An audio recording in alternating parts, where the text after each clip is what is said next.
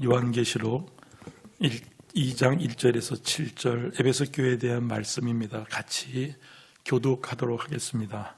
제가 먼저 읽겠습니다. 에베소 교회의 사자에게 편지하라. 오른손에 있는 7뼈를 붙잡고 7 금 촛대 사이를 거니시는 이가 이르시되 또 악한 자들을 용납하지 아니한 것고 자칭 사도라 하되 아닌 자들을 시험하고 그의 거짓된 것을 내가 드러낸 것고 또 내가 참고 내 이름을 위하여 견디고 게으르지 아니한 것을 아노라. 그러나 너를 책망할 것이 있는 너의 처음 사랑을 버렸느니라.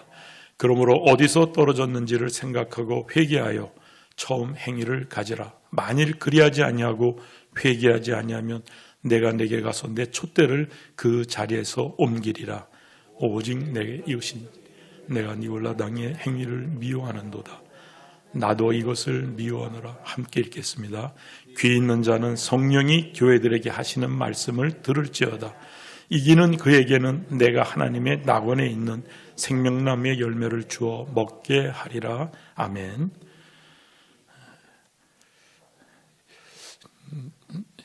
저는 음연동교회 교인이 된 게 2년 반 돼가고 있습니다. 여기서 신앙생활하는 걸 하나님이 은혜 속에 이끄시는 것을 정말 매일매일 느낍니다. 감사가 넘칩니다. 평생 하나님을 믿는다고 자부하고 그 누구에게도 그런 믿음의 열심에 뒤지 않는다는 자긍심을 갖고 살았지만은 결국 그것이 나의 의가 될까 두려움이 말씀 속에서 하나님이 깨우쳐 주셨습니다. 저희가 지난해 계시록 공부를 한 바 있습니다. 기억하십니까? 대부분의 교회들은 이 계시록을 잘 다루지 않는다 이렇게 말씀하셨고, 특히 또 이단들은 이러한 계시록의 말씀을 오히려 더 왕성하게 활용하고 있다는 말씀 목사님을 통해서 들은 바 있습니다.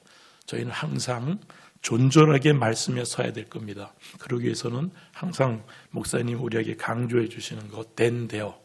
그때 당시 이 말씀이 쓰여졌을 때의 상황과 내용을 가급적 더 많이 알아라. 그리고 그 상황 속에서 말씀을 깊이 묵상할 때 성령 하나님 주시는 은혜가 우리에게 넘치리라 생각합니다. 그래서 요한계시록에 대해서 간단하게 먼저 이해하고자 합니다. 이 사도 요한이 쓴 이 계시록에 대해서 1장 1절에 2절에 표현합니다. 예수 그리스도의 계시라고 이미 표현되어 있습니다. 그런데 누가 썼는가에 대해서 1절부터 정확히 나옵니다. 이는 하나님이 그에게 주사 반드시 속히 일어날 일들을 그 종들에게 보이시려고 그의 천사를 그 종 요한에게 보내어 알게 하신 것이라. 요한은 하나님의 말씀과 예수 그리스도의 증거 곧 자기가 본 것을 다 증언하였느니라. 1장 1절에 요한이라고 이렇게 표현되어 있습니다. 이어서 4절에 요한은 아시아에 있는 7교회에 편지하노니 이렇게 기록되어 있습니다. 그리고 9절에 가면 나 요한은 하나님의 말씀으로 말씀과 예수를 증언하였으므로 반모섬에 지금 있다. 반모라는 섬에 있다. 이렇게 쭉 계속해서 요한을 밝히고 있습니다. 마지막 22장 8절에 가도 맞습니다. 이것들을 보고 들은 자는 나 요한이니 이렇게 표현합니다. 실질적으로 요한이라는 이 요한은 누굴까요? 세례 요한 아닙니다. 야고보의 동생, 세베대의 아들, 예수님과의 사촌관계에 있는 이 분에 대해서 우리가 아는 것은 요한복을 보면 기억납니다. 21장에 예수님께서 사랑하시는 자 이렇게 표현되어 있습니다. 그리고 예수님 가슴에 기대어 있던 자 이렇게 되면서 그 모습을 보고 베드로가 말합니다. 이 사람은 어떻게 될까요? 그때 예수님이 대답해 주십니다. 너 신경 쓰지 마. 내가 다시 올 때까지 머물게 하는 그럴때도 너는 상관하지 마. 이렇게 얘기합니다. 장수에 대한 하나의 힌트를 주십니다. 정말로 우리 그 사도 요한께서는 오래 사셨습니다. 모든 분들이 순교당했지만 예수님의 제자들이 우리 사도 요한은 장수했습니다. 그래서 94세까지, 그래서 AD 100년, 어떤 기록에는 104년까지 그래서 에베소에서 활동하신 걸로 나옵니다. 엎혀 다니시면서 말씀했다고 합니다. 동네를 다닐 때 제자에게 엎혀서 기록에는 사랑하라, 사랑하라. 그래서 사랑의 제자입니다. 이러한 오래 사신 걸로 인해서 순교자 저스틴이 기록에 140년에 활동하셨던 저스틴이 말합니다. 이 요한계시록은 사도 요한의 기록이라. 그리고 또 우리 요한의 제자 폴리갑 선생님, 우리 들어왔죠? 기억나죠? 폴리갑 선생님의 제자인 이레니우스 교부가 또 그렇게 밝혔습니다. 요한계시록은. 물론 때로는 일부의 학자들에 의해서는 또 이런저런 이유로 그렇지 않다라고 표현하는 사람도 있지만은 우리는 이것을 통솔로 바라봅니다. 또한 요한계시록은 어디에 써여졌나? 우리가 다 아시다시피 계시록 1장 9절에 조금 아까 읽어드렸던 말씀처럼 예수를 증언함으로 반모라 하는 섬에 내가 있다 이렇게 밝히고 있습니다. 지금 반모섬에 갇혀 있는 것이죠. 그렇다면 이 반모섬은 어떤 걸까요? 2장 10절과 13절에 보면 볼지어다 마귀가 장차한 너희 몇 가운데 몇몇을 옥에 던질 것이다. 이렇게 시련에 대한 얘기가 2장에 기록되어 있습니다. 버가모 교회에 관련된 내용입니다. 그러면서 거기에 사탄의 권자에 너희들이 있는데 그곳에서 사탄이 사는 그곳에서 안디바가 죽을 거야 라고 나옵니다. 두 번째 교회에 대한 설명이 나옵니다. 그러면 이때가 언제 때일까 보니까 이 로마 황제가 10사람이 있었습니다. 10사람이 박해자라고 유명한 사람도 있습니다. 그럴 때 네로 다음에 두 번째 도미티니우스가 있습니다. 도미티니우스는 81년에서 96년까지 통치를 했는데 독살당합니다. 96년에. 독살당한 이후에 우리 사도 요한이 반모섬에서 나왔다 이렇게 되어 있습니다. 그러니까 아마 이 시대에 갇혔다. 왜? 예수를 증거함으로 인하여 갇혔다. 좀 이렇게 쓰여진 것을 우리가 좀 기억하면서 오늘 본문을 볼까 합니다. 특별하게 우리가 이 표시되어 있는 아시아에 있는 7교회에 편지한다 그러면 우리가 성경 공부를 하면서 편지, 사도 바울은 13개의 서신, 우리가 알죠? 13개의 서신. 사도 바울이라고 밝히고 그 다음에 누구에게라는 그 당시의 서신의 양식에 따라서 이렇게 근데 똑같이 우리 이것도 서신처럼 되는 겁니다. 그 요한이 썼다는 걸 이제 우리가 알게 됐습니다. 누구에게? 에베소 교회에게, 서머나 교회에게, 버가모 교회에게, 도아빌라 교회에게, 사대, 빌라델비아, 라우디에게 이렇게 교회에게 썼노라. 그러니까 서신서라는 걸 우리가 아는데 그런데 특이하게 표현되어 있습니다. 아까 말씀드린 대로 예수 그리스도의 계시라 이렇게 되어 있습니다. 이건 계시문학이라고 그래요. 그래서 작년에 성경 공부하셨던 분들 이렇게 기억하시면 하면 특별한 이 묵시록이라 그러면 예언서라 그러는 특별한 겁니다. 그러다 보니까 이 계시문학은 구약에는 에스겔 또는 이사야 또 그러면 다니엘서가 보통 그러한 장르에 특별한 상징어나 또는 비유를 통해서 말씀하시니까 알아듣기 어려운 거죠. 그러니까 설명하기도 어려운 거죠. 그러니까 그래서 주석에는 없습니다. 우리 칼빈 주석과 루터는 이 계시록을 쓰지를 않으셨어요. 그래서 또 그만큼 어렵고 힘든 거니까 이렇게 멀리하는 하나의 풍조처럼 있었지만 그렇지 않습니다. 충분히 말씀으로 우리가 우리에게 그러면 계시는 뭘까요? 계시는 아포칼립스라는 이 헬라어 발음을 그대로 라틴어로 왔고 라틴어 발음을 영어로 와서 그대로 사용하는 겁니다. 덮개를 열다는 뜻입니다. 덮개를 열다. 그래서 가려져 있고 감춰 있는 것을 드러내 보여주는 것. 감춰져 있던 덮개를 열어서 보여주는 것. 그렇다면 출발점의 이 신비로운 것들을 우리가 어떻게 할 수 있어? 라고 우리가 두려운 마음에 이 말씀을 접할 수 있지만 그러나 우리의 아버지 되시는 하나님이 말씀하십니다. 1장 1절에 그렇습니다. 하나님이 그에게 주사 반드시 속히 일어날 일들을 그 종들에게 보시려고 그의 천사를 그 종 요한에게 보내요. 출발은 하나님. 나의 아버지 된 하나님이 알려주신 거기 때문에 우리가 두려워할 게 없이 우리가 알려주시는 대로 드러내 주시는 대로 우리는 알아야 된다는 얘기죠. 그런 출발의 얘기입니다. 그래서 하나님으로부터 출발된 이 말씀에 대해서 속히 일어날 일이라는 이 내용은 무슨 의미냐? 바로 오늘에 대해서 만약에 우리가 여기서 속히 일어날 거야, 내일 일어날 거야 이 시간성에 대한 기대보다는 반드시 일어날 확실한 것이다라는 것에 대해 의미를 부여하고 있습니다. 그래서 이 내용의 근거는 2절에 되어 있습니다. 표현되어 있습니다. 요한은 하나님의 말씀과 또 예수 그리스도의 증거와 또 자기가 본 것에 대해서 이 세 가지의 내용이 기록된 게 요한계시록입니다. 그렇다면 앞에 있는 하나님의 말씀 우리가 모르지 않잖아요. 알라고 주신 66권이 증명되어 있고 증언되어 있는 것을 우리는 좀 알고 가지 않습니까? 요한계시록에서 두렵게 볼 필요가 없다라는 거예요. 예수 그리스도의 증거라는 말은 다른 의미로 하면 예수 그리스도에 의한 이렇게 생각을 됩니다. 예수 그리스도에 의한 증거다라 이렇게 됩니다. 또 하나 그 증거는 곧 그 내용은 예수 그리스도, 핵심 내용은 예수 그리스도 이렇게 이해하면 되는 겁니다. 그리고 나서 환상 가운데 성령의 감동으로 말미암아 주신 소리가 나팔 소리 같은 큰 음성을 들으니 이르되 내가 보는 것을 듣고 본 것에 대한 기록이 바로 요한계시록입니다. 이 마음을 갖고 우리가 말씀을 보고자 합니다. 그런데 목적은 하나입니다. 1장 1절에 알게 하시고 그리고 읽고 듣고 지키게 하는 자로 복되게 하겠다라는 게 1장 3절에 맨 앞에 있습니다. 그러면 요한계시록이 맨 끝에 있는 22장인 예언의 말씀을 지키는 자는 복이 있으리라. 목사님 통해서 우리가 공부하면서 배우지 않았습니까? 이거와 이거 갖고 이 사이에 있습니다. 샌드위치 알겠죠? 샌드위치 이렇게 말하죠. 원래는 가운데 뭐가 있는 겁니다. 근데 뭐냐면 복이야. 결국은 핵심 복입니다. 그걸 강조하려고 처음과 끝에 표현된 거예요. 읽고 지키는 자에게는 복이 있게. 그러면 요한계시록이 어려워서 우리가 몰라서 이렇게 할 문제가 아니라 우리를 복 주시려고 하는 건데 어떤 복일까요? 어린 양은 만주의 주요 만행의 왕이심으로 그들을 이기실 터요 이기리로다.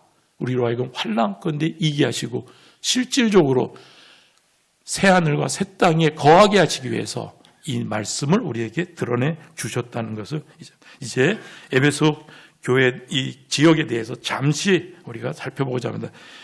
에베소 지역에 대해서는 우리가 알고자 할 때 그 당시 로마의 지배 안에 때 이쪽 동쪽에 있는 모든 유럽에서 유럽으로 넘어갈 때 이를 때 하나의 접점되는 항구를 갖고 있습니다. 카스텔 항구라고 큰 항구를 갖고 있습니다. 그런데 여기에는 모든 도로가 다 연결되어 있습니다. 제가 그림에는 넣지 못했는데 제가 이걸 찾아보니까 정말로 도로들의 11m 폭의 도로에 11m 상상하면 지금 일반 도로 정보보다 조금 넓은 도로입니다. 그런 도로에 돌기둥 12m 되는 돌기둥이 계속 전봇대처럼 쌓여서 이어져 있습니다. 이 모든 로마의 도로가 다 연결되어 있습니다. 그러면서 여기에는 아마대 신전이 있었는데 이건 7대 불가사의의 건축물입니다. 무너져서 200년 전에 그러니까 AD 200년경에 무너졌는데 다시 이렇게 소형으로 만들어 놓은 게 그림에 있는 겁니다. 127개의 돌기둥 15m짜리로 어마어마하게 쪼는 겁니다. 그때 당시에 이런 것들을 다 뭐 줬을까요? 이 다이아나 여신에 대해서는 풍요와 생식을 말합니다. 그래서 이 뒤에 그림 보면은 그 여성을 강조하는 것 위해서 그 가슴을 여러 개 표현한 그런 것들을 만들어서 판 겁니다. 세 여자의 사제가 있었는데 이들의 종교 행위는 매음입니다. 매음. 풍요와 생식을 강조하면서 그래서 작게 만들어서 팔아서 그것으로서 경제활동도 하였다라고 기록되어 있습니다.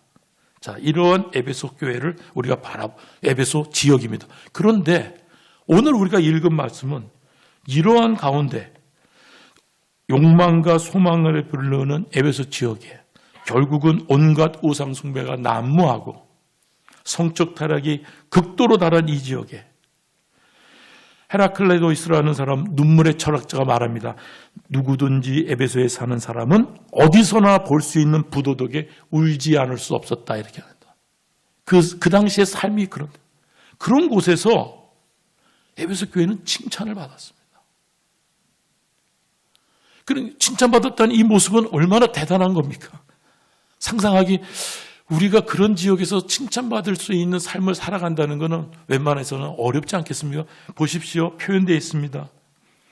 게으름이나 나태한 모습이 아니었습니다. 내 행위와 수고를 안다는 매우 활동적인 신앙생활을 영위했습니다.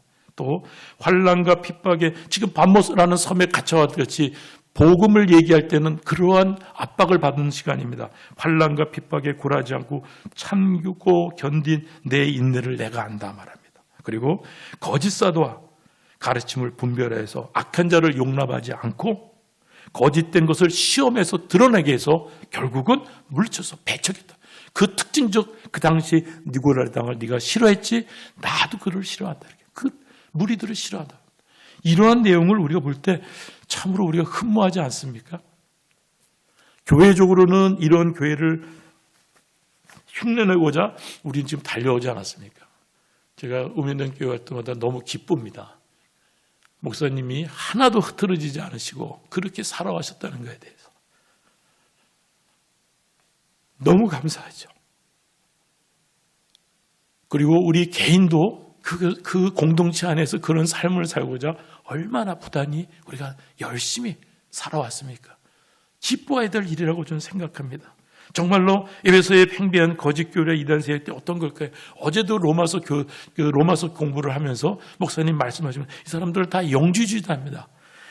망령되고 헛된 말로 경건하지 않은 자들입니다. 특징져서 후메네와 빌레데라고 말합니다. 그들은 진리에 그립된 입장을 취했다고 말합니다. 부활이 이미 지나갔다고 말하는 사람들입니다. 왜 그럴까요? 이 사람들은 이혼론자들입니다.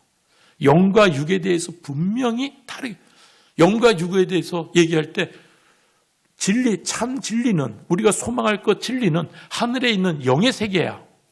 이렇게. 그리고 이 영의 세계에 왜 이 육의 모든 우리 눈에 보이는 것들은 다 악한 거고 무의미한 거고 무가치한 거라고 이원론적으로 생각하는 이 사람들의 철학 사조에 밑바탕을 깔고 있습니다. 그러다 보니까 이미 우리는 영적으로 구원받았는데 하늘 것을 소망하는데 진리를 깨달았는데 이 세상에 일어나는 일들로 인해서 힘들어하지 마. 괜찮아. 그 괜찮아가 어디까지 가냐면 극단의 쾌락주의를 가는 겁니다. 에피쿠로스 학파가 쾌락주의. 이 의미입니다. 괜찮다. 이 영주제에 대한 우리가 이해를 좀 하려고 그럴 때 하나 더 나오는 건 가연설 얘기죠. 너무 선하고 너무 참신 하나님 어찌 세상에 오십니까? 안 되죠. 있을 수가 없는 일이죠. 이렇게 가는 겁니다. 그러니까 예수님의 탄생 자체를 부인하는 거예요. 성육신을. 그러면 우리 눈에 보였던 예수님은 뭐죠? 그건 십자가에 돌아가신 분은 누구죠? 부활하신 분은 누구죠? 이럴 때 그건 환상이야. 가현설입니다. 가짜 현상이라는 겁니다. 가현설. 어저께 목사님께서는 그 설명을 해 주시려고 유리병을 얘기하셨어요. 이 유리병 뭐가 영롱하고 깨끗한 것 같지만 던지면 깨져서 없어지는 것. 이렇게 얘기하셨죠. 제가 이 기억이 납니다. 이 철학 공부를 막 할 때 우리 유리병에 젓가락 하나 넣으면 굴절 현상이 돼서 젓가락이 구부러져 보이죠. 그래서 진짜 젓가락은 이데아, 참 진리 이데아는 우리가 눈에 보이는 구부러진 거 다른 거야. 그러니까 눈에 보이는 건 구부러져 있고 진짜 이데아 진리는 똑바른 거야. 이렇게 얘기하면서 그러니까 눈에 보이는 건 다 가짜야 라고 하는 거에 대한 설명을 할 때 그렇게 구부러져 있는 굴절된 현상에 대한 얘기를 들은 기억이 납니다. 이 사람들은 이런 주장을 하는 사람들이에요. 그래서 바울 사도가 에베소 장로님들에게 오라 이렇게 해가지고 흉악한 이리 때에 대한 경고한 사도행전 20장을 제가 간단히 읽어드리겠습니다. 20장 27절입니다. 이는 내가 꺼리지 않고 하나님의 뜻을 다 여러분에게 전하였습니다. 여러분은 자기를 위하여 또는 온 양떼를 위하여 삼가라. 성령이 그들 가운데 여러분을 감독자로 삼고 하나님이 자기 피로 사신 교회를 보살피게 하셨느니라. 내가 떠난 후에 사나운 이리가 여러분에게 들어와서 그 양떼를 아끼지 아니하며 또한 여러분 중에서도 제자를 끌어 자기를 따르게 하려고 어그러진 말을 하는 사람들을 일어날 줄을 내가 아노라. 이렇게 경고한 바 있습니다. 빌레도의 사람을 에베소 장로님들 불러서 이 에베소 교회입니다. 지금 바울과 아볼로와 디모데와 브리스길과 아굴라와 사도 요한에 의해서 섬김받은 에베소 교회는 이렇게 안 좋은 곳에서 또한 안 좋은 믿음의 환경 속에서도 굳건히 믿음을 지켜와서 칭찬을 받았습니다. 그런데 이러한 칭찬 다음에 상상하지 못할 경고를 지금 합니다. 생명을 빼앗아 가겠다고 말씀하셨습니다. 그러나 너를 책망할 것이 있나니 너의 처음 사랑을 버렸느니라. 그러므로 어디서 떨어진 것을 생각하고 회개하여 처음 행위를 가지라. 만일 그리하지 아니하고 회개하지 않으면 내가 너에게 와서 내 촛대를 그 자리에 옮기리라. 바로 위 1장 20절의 촛대는 교회를 말합니다. 교회가 옮겨지면 교회는 생명이 끝난 거죠. 교회에 대한 사망 선고를 지금 알린 겁니다. 처음 사랑 어디서 떨어졌는지 지금 생각하고 회복하지 않으면 너는 생명을 다한 거야. 에베소서에 보면은 하나님의 전신갑주가 나옵니다. 전신갑주를 입고 영적 전투를 승리하길 바라는 말씀이죠. 그래서 우리의 싸움은 혈과 육이 아니요 통치자들, 권세자들, 어둠의 세상 주관자들, 하늘에 있는 악한 영들에 대한 영적 전투라고 말합니다. 그러면서 진리의 허리띠, 의의 호심경, 복음의 신, 믿음의 방패, 구원의 투구, 성령의 검으로 맞서라. 에베소 교회는 그걸 감당한 거라고 우리는 충분히 추정할 수 있지 않겠습니까? 그리고 우리가 살아온 이 인생의 모든 믿음을 고백하는 걸 보면 우리는 물론 죄성과 연약함이 있지만 우리는 매일매일 그러고자 살아왔다라고 자부하지 않습니까? 그런데 말합니다. 처음 사랑을 잃었다고. 예레미야의 2장 2절에는 그렇습니다. 내 청년은 때의 인애와 내 신혼 때의 사랑을 잃어버렸다. 처음 사랑에 대해서 우리가 한번 생각해 보면 뭘 지금 말씀하시는 걸까 우리한테. 서로 용서하기를 하나님이 그리스도 안에서 너희를 용서함 같이 하라. 사랑을 받는 자녀같이 너희는 하나님을 본받는 자가 되고 그리스도께서 너희를 사랑하신 것 같이 너희도 사랑 가운데서 행하라 말씀합니다. 아마 이것이 실패한 거지 않을까요? 이런 것을 못했을 때는, 이루지 못했을 때는 교회의 생명이 끝난 거라고 지금 얘기하는 말씀이 아닐까요? 구약에서 허락된 우리한테 비춰준 축복의 말씀, 언약의 사랑이 신약에 내려와서 예수 그리스도의 십자가로 죽으시고 부활하셨던 성취된 사랑을 너희들이 이같이 이루지 않는다면 아무것도 아니라는. 저는 계속 저에게 주시는 은혜는 지금 이러한 말씀들 같아서 여러분들에게 나눌 때마다, 지혜 주셔서 나눌 때마다 저는 이 안에 지금 은혜를 저한테 하나님이 주시지 않나. 25년간 믿음 생활했던 지난 해를 지금으로 또 5년 전부터 25년을 돌아보면 무너진 목회자들 때문에 너무 힘든 믿음의 생활을 저는 감당했던 것 같습니다. 목회자가 성적으로 타락해서 교회 여성과 잘못된 짓을 벌일 때 그 교회가 감당할 때는 견디기 어렵습니다.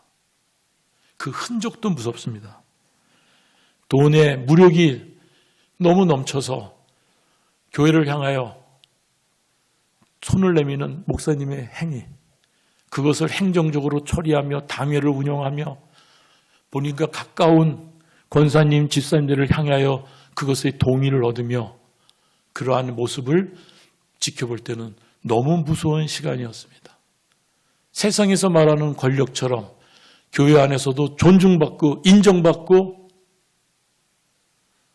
세상에 그러한 힘을 누리고자 교회를 그렇게 운영하는 목사님을, 저는 이 지금 한 분 한 분에 대한 얘기입니다. 이런 분들이 5명, 6명의 25년의 제 신앙은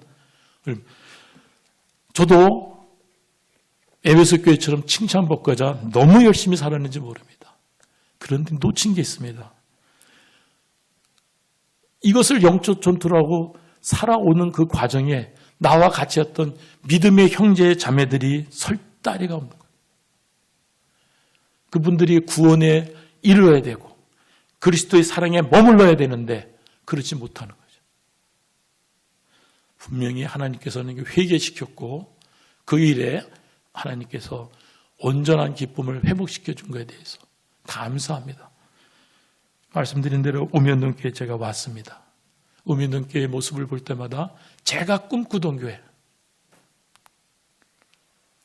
세상에서는, 경영학에서는 CEO 이펙트란 말을 씁니다. 어떤 조직의 최고의 장, 이 장의 모습이 그 조직에 영향을 끼칩니다. CEO 이펙트란 말을 씁니다. 어떠한 가치, 어떠한 행동 양식, 어떠한 철학관을 갖고 그 조직을 운영하느냐에 따라서 조직의 변화는 다르다. 이런 뜻입니다. 그렇게 인생을 살다가 신앙생활을 살다가 하나님의 부르심을 은혜 속에 감당하면서 이제 제가 교회를 옮겨왔습니다. 우면동교회를 제가 볼 때 표현할 때 저는 이런 모습이 정말 감사합니다. 살아있는 교회임을 분명히 제가 봅니다. 일주일에 성경 공부를 3번 실시한 이런 교회 없습니다. 이런 교회 없습니다. 이것도 목사님이 직접 없습니다.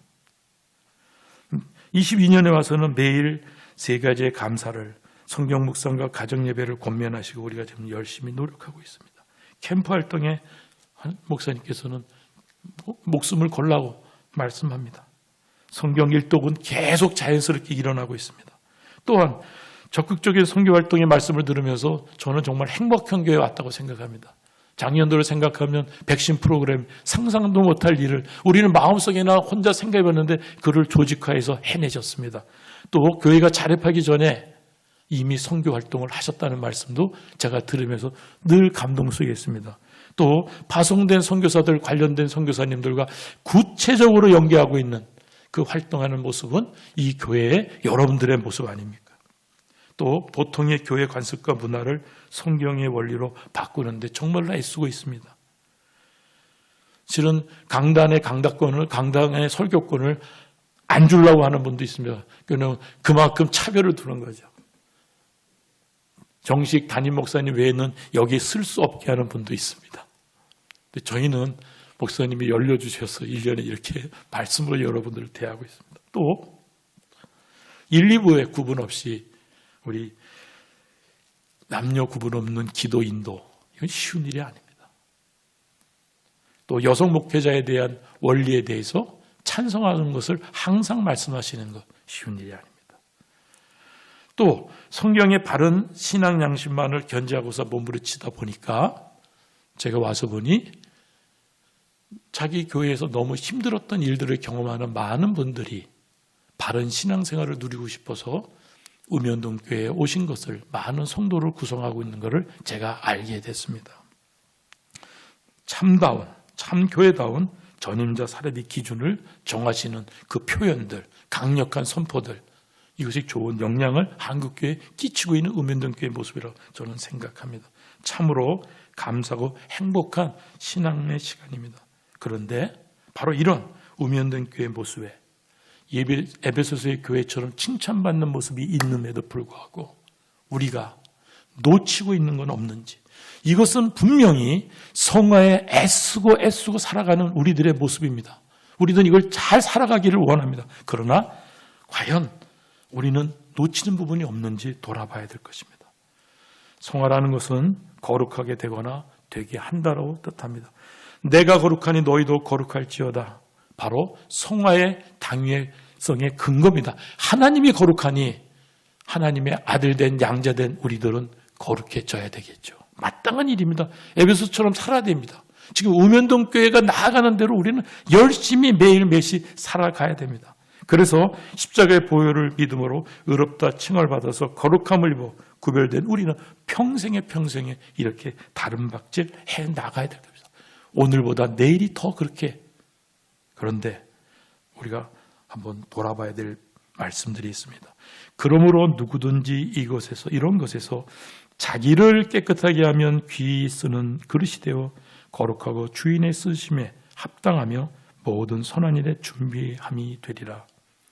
말씀입니다. 아멘입니다. 자기를 깨끗게 하면, 우리는 지금 자기를 깨끗게 하는 일에 골방에서 공동체로서 지금 하고 있지 않습니까? 그러므로 너희가 나 있을 때뿐 아니라 더욱 지금 나 없을 때에도 항상 복종하여 두렵고 떨림으로 너희 구원을 이루라. 이 말씀 속에 우리가 지금 그렇게 살아가지 않습니까? 이거 아멘입니다. 그런데 제가 목사가 된 이후에 제게 하나의 기준이 계속 작동하는 게 있습니다. 신학적으로도 쉬운 일은 아니지만 작동되고 있습니다. 자기를 깨끗게 하고 너희 구원을 이루라. 이 뉘앙스가 보면 뭡니까? 바이미입니다. 바이미. 네 책임이야. 우리는 예스 맞습니다. 내가 지금 그렇게 달려가는 건 맞습니다. 그런데 갈라디아서 5장 16절 한번 같이 읽어보겠습니다. 시작. 내가 이르노니 너희는 성령을 따라 행하라. 그리하면 육체의 욕심을 이루지 아니하리라. 성령을 따라. 앞서 말한 것도 우리의 뭐죠? 내가 해야 되고 구원을 이루라. 그 책임이 우리에게 있습니다. 복음을 접하는 우리에게는 이 책임이 있습니다. 그런데 갈라디아서 5장 16절 성령을 따라 이 부분을 우리가 놓친다면 어디서 잃어버렸는가를 찾아내는 하나의 힌트가 아닐지 모르겠습니다. 우리는 우리에게 맡겨진 책무를 달라고 달려가다 보는데 그런데 보니까 성령을 따라하는 부분에 대해서 우리가 놓치지 않나 생각하는 것입니다. 하나님 참으로 미쁘신 분입니다. 우리 표준 국어 대사전에 미쁘다는 뜻은 굳게 믿고 의지할 수 있다라는 뜻입니다. 그래서 우리에게 해답을 주셨습니다. 신명기 7장 9절에 그런즉 너는 알라 오직 내 하나님 여호와는 하나님이시요 신실한 하나님이시라. 그를 사랑하고 그의 계명을 지키는 자에게 천대까지 그의 언약을 이행하겠으며 인애를 베푸시겠다 했습니다. 그래서 답을 주셨어요. 에베소 교회에게 살 길을 주셨어요. 회복의 방법을 주셨습니다. 생각하고 회개하라. 과연 무엇을 생각하고 무엇을 회개할까요? 한번 여기에 우리의 지금의 말씀을 연계로 생각해야겠습니다. 에베소 교회에 나타나신 일을 생각해야 되지 않나 생각합니다. 이 지금 우리 본문을 읽기 전에 말씀하시는 분이 우리와 같은 소리로 말씀하신 분이 자기를 표현하신 내용이 있습니다. 뭐라고 되어 있냐면은 이제도 있었고 전에도 있었고 장차 오르시리라. 바로 요한계시록 1장에 지금 표현되어 있는 겁니다. 알파와 오메가라 그랬습니다. 처음이요 마지막이다. 죽었다 사신 분이다. 사망과 음부의 열쇠를 가진 분이다 말합니다. 세세토록 계실 분이다 말합니다. 절대 주권자 하나님이죠. 내가 열심히 살았는데 절대 주권자 하나님을 우리는 지금 순간순간 어느 순간에는 이 작동하다 보니까 나의 열정과 나의 의지와 나의 열심과 순수함을 선포하다 보니까 절대자 하나님에 대해서는 우리는 자꾸 놓치고 있지 않나 지금 생각해야 될 겁니다. 그리고 오늘 본문 2장 1절에 오른손에 7뼈를 붙잡고 계신 분입니다. 오른손, 성경이 말하는 오른손은 강력한 의야, 권능의 손입니다. 성경에서 오른손의 의미는 그렇게 표현이 되어 있습니다. 그런데 여기 붙잡고 크라테오라는 이 동사의 의미는 손 안에 꽉 쥐고 있다. 우리가 장중에라는 말을 할 때는 손 안에 꽉 붙잡고 절대자 하나님께서 우리를 완전하게 보호하신다. 그래서 내가 그들에게 영생을 주르니 영원히 멸망하지 아니할 것이요 또 그들을 내 손에서 빼앗을 자가 없느니라. 아멘입니다. 그러니까 내가 지금 모든 것을 이룬다는 거 아니야. 장중에 붙잡힌 내가 하고 있다는 것을 절대자 하나님께서 나를 꼭 붙잡고 계신다는 것을 우리가 잊으시면 안 되는 겁니다. 우리의 열심과 열정 속에서. 그러면서 말합니다. 이분은 지치시도 피곤하시도 않은 분입니다. 계시록 2장 1절에 7급 촌대 사이를 거니시는 분이라 그럽니다. 쉬고 계시지 않는 모습이죠. 거니시고 계시는 분입니다. 안식일날 병자를 고치시고 예수님이 말씀합니다. 내 아버지께서 이제까지 일하시니 나도 일한다 하시매 이제까지 헤오스 아르티입니다. 헤오스 아르티. 지금까지. 그 지금이 뭡니까? 안식일까지 거니시고 계시는 나의 아버지가 있는데 안식일날 내가 병자 고치는 것은 나는 일해야 돼. My father is still working. So I am working too. 지금 일하고 계시고 있잖아. 그래서 나도 일하는 거야. 근데 내가 일하는 게 아니라 아버지 하나님이 일하고 계신다는 걸 우리가 먼저 깨달아야 되는 거예요. 우리가 이 부분을 놓친다면 어디서 잃어버리는 것을 놓칠 수 있지 않나 생각합니다. 그래서 나는 너를 애굽 땅 종되었던 집에 인도해야 되는데 하나님 여호와임을 우리가 먼저 생각해. 우리가 이 생각을 놓치지 않나. 에베소 교회가 칭찬받는 중에도 엄중한 경고가 있었던 것처럼 우리가 에베소 교회를 본받아 열심히 칭찬받는 일에 달려가고 있을 때에 그 열심 속에서 그 순전한 믿음의 고백 속에서도 하나님이 나와 같이 하심을 우리가 놓치면 안 될 겁니다. 먼저 기억해야 될 것입니다. 그리고 회개하라고 합니다. 3대 개혁 신학자가 있습니다. 아브라함 카이퍼, 워필도 있습니다. 그리고 네덜란드의 목사이고 신학자이신 헤르만 바빙크가 말씀했습니다. 그들 자신이 직접 전개해 나가는 율법적 성화는 인간 중심적 성화, 인간 공로주의적 성화에 빠질 수 있다. 성화 역시 하나님의 은혜로 시작하여 하나님의 은혜로 끝난다. 이 사실을. 그러니까 우리가 지금 성화에 달려가고 있지 않습니까? 성화로 지금 달려가고 있습니다, 저희가.